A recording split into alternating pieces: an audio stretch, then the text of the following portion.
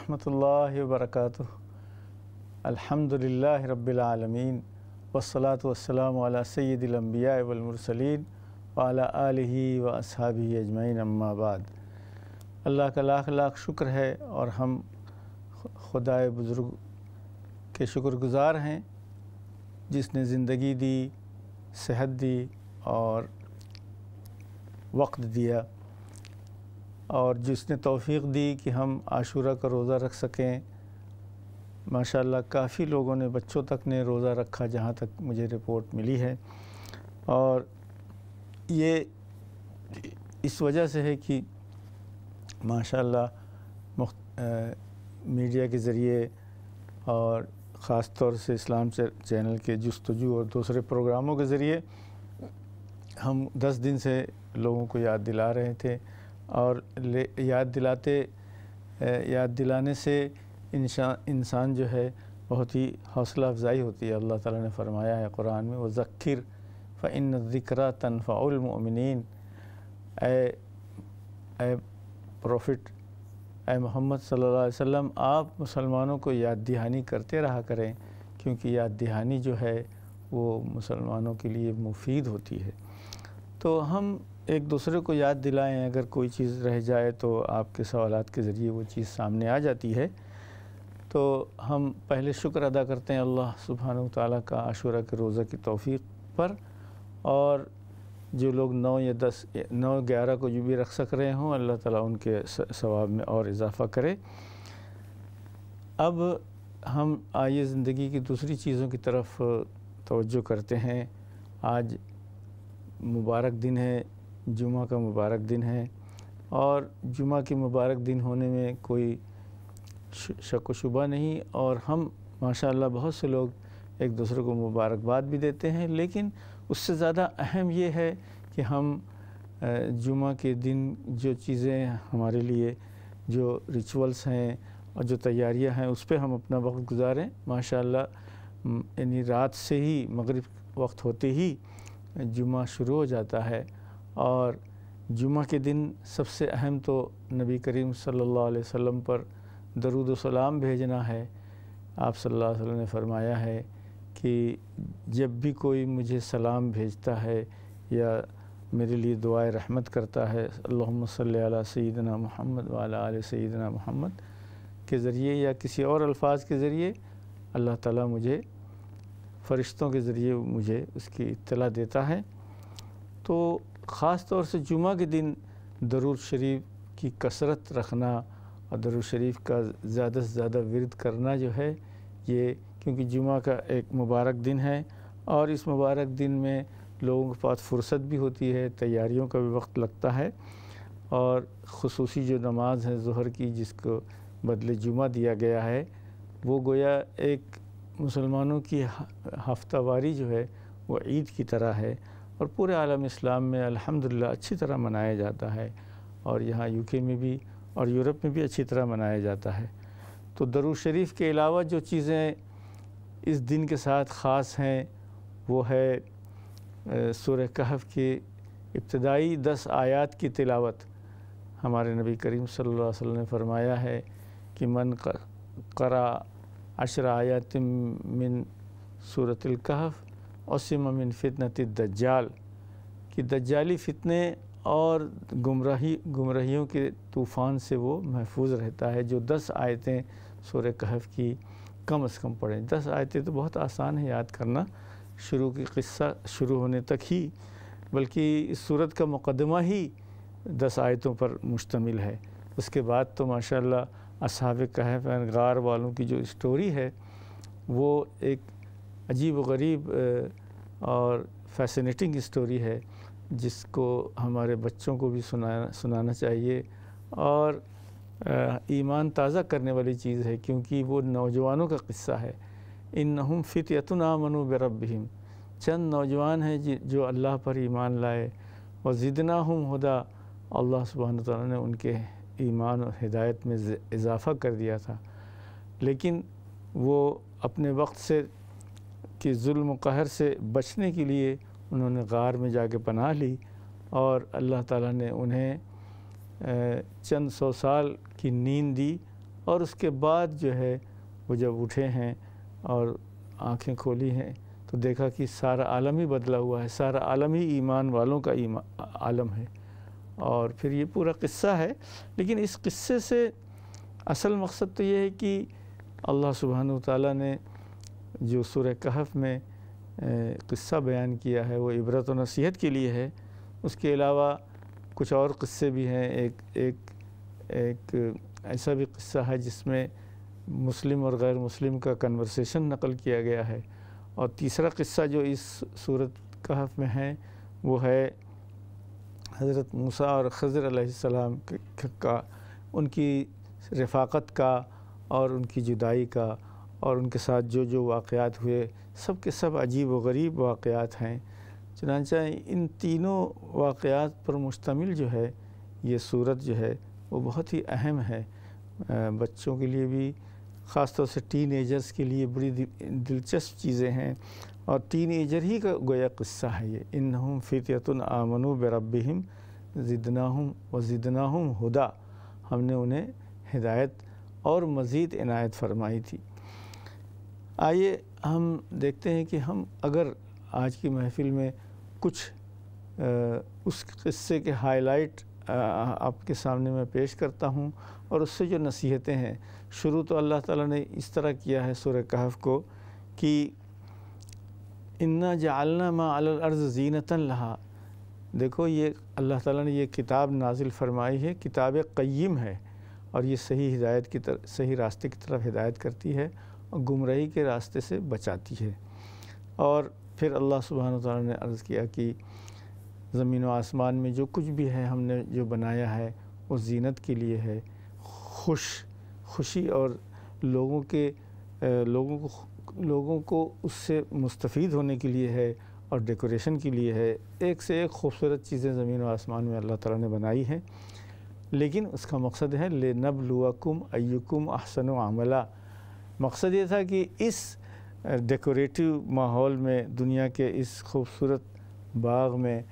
کون اللہ کی شکر گزاری کرتا ہے اور کون ناشکری اور کفر کرتا ہے۔ لِنَبْلُوَهُمْ أَيُّهُمْ أَحْسَنُ عَمَلًا، پھر اور جو شکر گزار ہیں ان میں بھی کون سب سے زیادہ شکر گزار ہوتا ہے اور کون کم شکر گزار ہوتا ہے۔ اور اللہ تعالیٰ نے یہ بھی فرما دیا کہ ایونچولی یہ دنیا تو ختم ہونے والی ہے اور آخرت اصل زندگی ہے، اور اس کے بعد پھر جو لوگ یعنی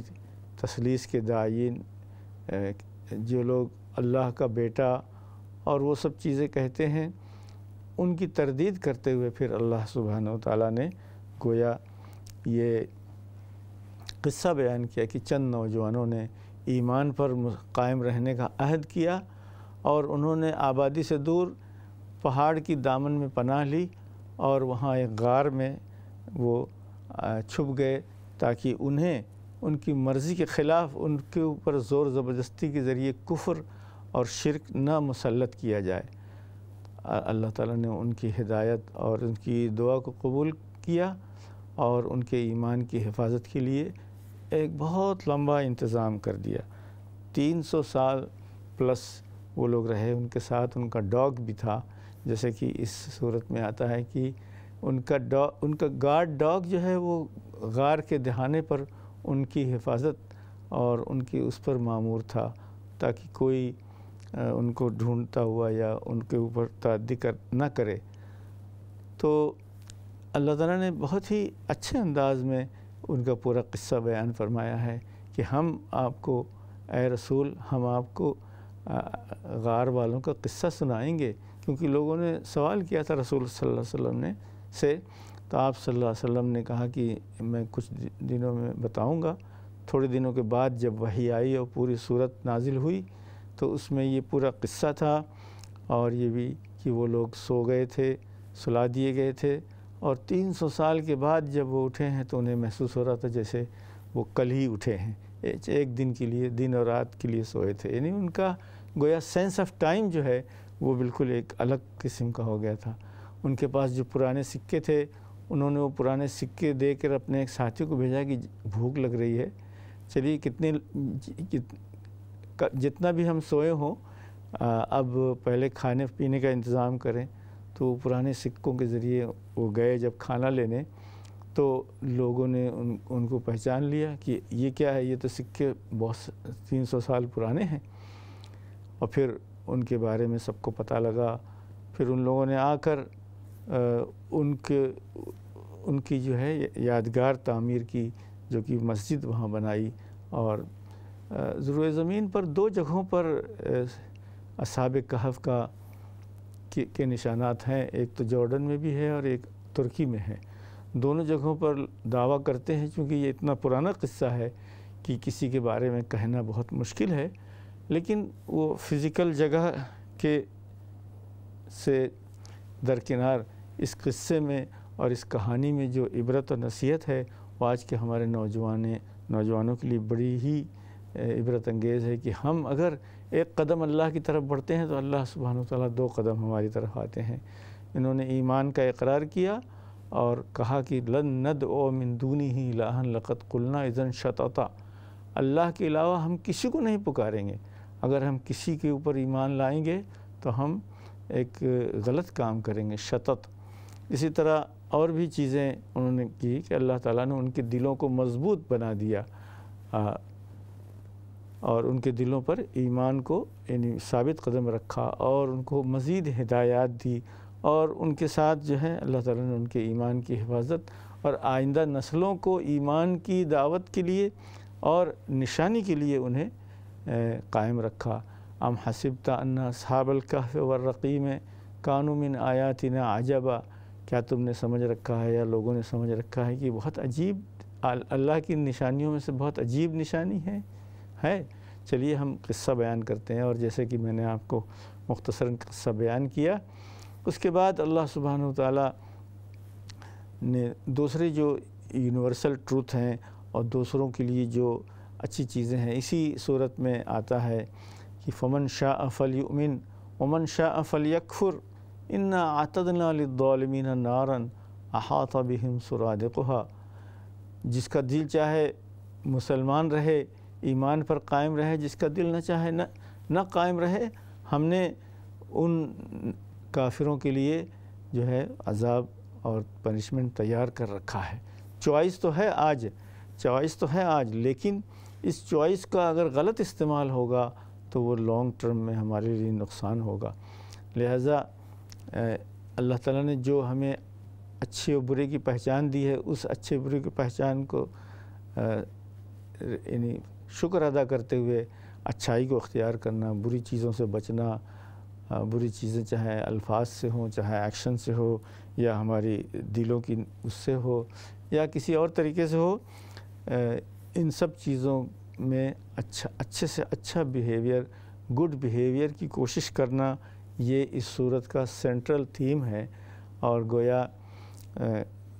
کیو جو ہے وہ ایک سمبول ہے ہماری ایمان کی حفاظت کا,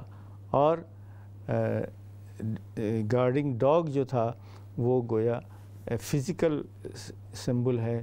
یعنی حفاظت کا. جیسا کہ ہماری شریعت میں بھی گارڈ ڈاگ اور ہنٹنگ ڈاگ کی بالکل اجازت ہے, اس کے رکھنے کی, اس کو ٹرین کرنے کی, اس کے سیل کرنے کی, اور اس کی سب چیزوں کی اجازت ہے. اگرچہ ڈاگ ڈومیسٹک اور ایز اے پیٹ رکھنے کے لیے اجازت عام طور سے مسلمانوں اسلام میں نہیں ہے, لیکن یوزفل اور پرپسفل طریقے سے رکھنے کے لیے اس کی اجازت پوری طرح ہے, جو اس صورت سے سمجھ میں آتی ہے. وَكَلْبُهُمْ بَاسِطٌ ذِرَاعَيْهِ بِالْوَصِيدِ, ان کا کتا جو ہے ان کے آنگن میں اپنا ہاتھ پھیلائے ہوئے ان کی نگرانی, ان کی گارڈ کا کام کر رہا تھا. تو اخیر میں تو یہ ہوا کہ اصحاب کہف کا جب ان کی جو ڈسکوری ہوئی اور سب لوگ بھی اس وقت مسلمان تھے تو بہت شکر گزار ہوئے. پھر اللہ تعالیٰ نے ان کو پھر سے موت دی اور وہ پھر قیامت تک کے لیے وہیں آرام پذیر ہیں. لیکن آئندہ کی تمام نسلوں کے لیے ان کا ایمان ایک نمونہ اور وہ بن گیا ہے, اور ہم ان کا تذکرہ کر کے اپنے ایمان کو تازہ کر سکتے ہیں، اور جو لوگ بے ایمان ہیں یا ایمان سے محروم ہیں ان کے لیے جو کچھ اللہ نے وارننگ دی ہے وہ بھی اسی آیت میں ہے۔ اور اس آیت میں، اس صورت میں ایک قصہ میٹافورک بھی بیان کیا گیا ہے، میٹافور قصہ، کہ دو لوگ ہیں، ایک ایمان والا ہے، ایک بے ایمان، اللہ پر ایمان نہیں رکھتا کیونکہ اس کے پاس بہت مال و دولت اور بہت کچھ کھیتی باڑی ہے،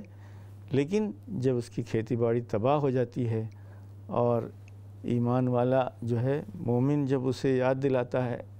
تذکیر کرتا ہے، یاد دلاتا ہے کہ بھائی اللہ کا ناشکری نہ کرو، جو کچھ بھی اس زمین پر ہے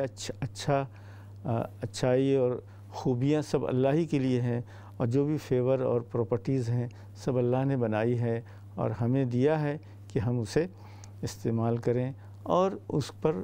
اچھے سے اچھا کام کر کے اس سے انسانیت کی بھلائی کا کام لیں۔ لیکن جو لوگ بے ایمان ہوتے ہیں یا ایمان سے محروم ہوتے ہیں اور یا ایتھیسٹ ہوتے ہیں، کہتے ہیں کہ مجھے نہیں پتہ کہ کوئی گاڈ ہے یا نہیں، اللہ ہے یا نہیں، اور یہ سب چیزیں تو میری محنت کا نتیجہ ہیں، لیکن جب وہ محنت جلتی ہوئی نظر آتی ہے، تباہ ہو جاتی ہے، تب انسان ہاتھ ملتا رہ جاتا ہے اور پھر اس کو یعنی اللہ کی یاد یا اللہ کی طرف توجہ کرنے کی شاید توفیق مل جاتی ہے کچھ لوگوں کو۔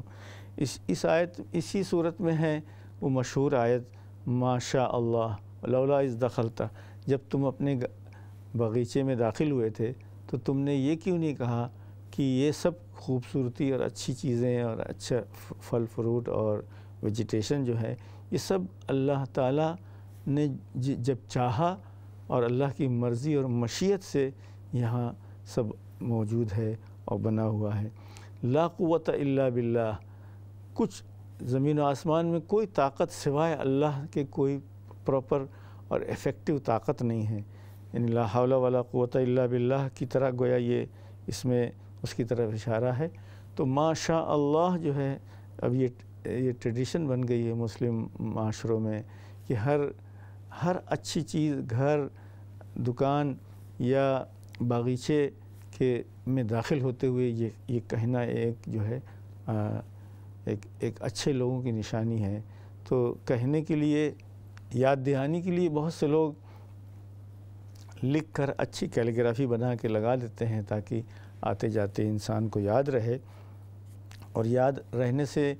جب انسان اس کو کہتا ہے تو اللہ کا شکر ادا ہوتا ہے، اور اللہ کا شکر ادا کرنے سے اللہ سبحانہ وتعالیٰ نے فرمایا ہے لئن شکرتم لازیدنکم، اگر تم شکر ادا کرو گے تو ہم تمہارے اوپر نعمتوں اور اپنے فیور کو بڑھا دیں گے، مزید سے مزید دے دیں گے۔ تو شکر گزار لوگوں کے لیے اللہ تعالیٰ نے مزید کا وعدہ کیا ہے، اور اگر جو لوگ ناشکرے ہیں، کفر کی طرف جاتے ہیں، اللہ کا نہ نام لیتے ہیں، نہ اللہ کا شکر ادا کرتے ہیں، نہ انسانوں کا شکر ادا کرتے ہیں،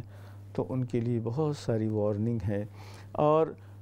ومن کفر فإن اللہ غنی عن العالمین، جو لوگ کفر کرتے ہیں تو اللہ کو ہمارے شکر کی ضرورت نہیں ہے، اور اللہ تعالیٰ انڈیپینڈنٹ ہے تمام دنیا والوں سے۔